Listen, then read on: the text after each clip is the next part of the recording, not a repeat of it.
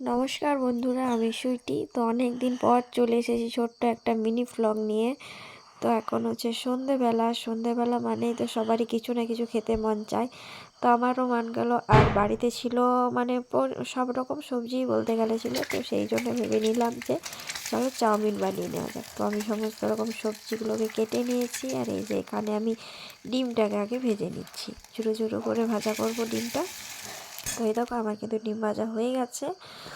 এরপর আমি কিন্তু কড়াই তেল দিয়ে দিয়েছি, আর যে সমস্ত রকম সবজিগুলো আমি কেটে রেখেছিলাম সে সবজিগুলো দিয়ে দিচ্ছি। আমি কিন্তু চাউমিন এইরকমভাবেই বানাই। তো এইরকমভাবে ঘরোয়া পদ্ধতিতে চাউমিন কিন্তু আমার খুবই ভালো লাগে। আগে মা বানিয়ে দিত যখন স্কুলে যেতাম, তা এখন নিজেকে বানাতে হচ্ছে আমার ছেলের জন্য। তো এই দেখো আমার কিন্তু সমস্ত সবজিগুলোই ভাজা ভাজা হয়ে গেছে। তো এরপরে আমি কিন্তু দিচ্ছি হচ্ছে বাঁধাকপিটা, কেননা বাঁধাকপিটা যদি আমি আগেই দিয়ে দিতাম তাহলে বাঁধাকপিটা ঘাঁটা হয়ে যেত। আর এটাতে একটা দুটো মানে বাঁধাকপিটা খুব একটা ঘাঁটা হবে না। তো এই যে এটা ভাজা ভাজা হয়ে যাক। তো আমাদের তো এখানে গ্রাম সাইডে ঘর, মানে সন্ধ্যের টাইমে সবারই কিছু না কিছু খেতে মন যায়। তো এখানে সেই রকমভাবে পাওয়া যায় না, যাই হোক বাড়িতেই বানিয়ে নিতে হয়। তো আমি এরকম সমস্ত রকম মশলাগুলো দিয়ে দিচ্ছি।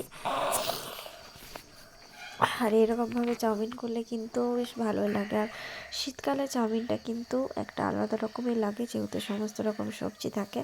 তো আমি কিন্তু অল্প একটু চিনিও দিয়েছিলাম স্বাদের ব্যালেন্স করার জন্য। আর এই যে সিদ্ধ করে রাখা চাউমিনটাও কিন্তু দিয়ে দিচ্ছি।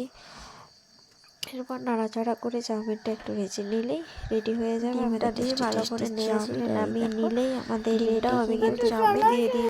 তো তোমাদেরও কি সন্ধেবেলা হলে এরকম কিছু না কিছু খেতে মন চায়? অবশ্যই যায়, যেমন আজ আমার গেছে। তো উপর থেকে আমি কিন্তু দিয়ে দিলাম চাউমিন মশলা, এতে টেস্টটা আরও ভালো হবে। আর এই দেখো আমার চাউমিনের ফাইনাল লুক। তো অবশ্যই কমেন্ট করে জানাবে যে কেমন হয়েছে দেখতে। খেয়ে বলছি কেমন হয়েছে। আর এই যে এখানে তাতানকে দিয়ে দিয়েছি। কেমন হয়েছে? কেমন হয়েছে?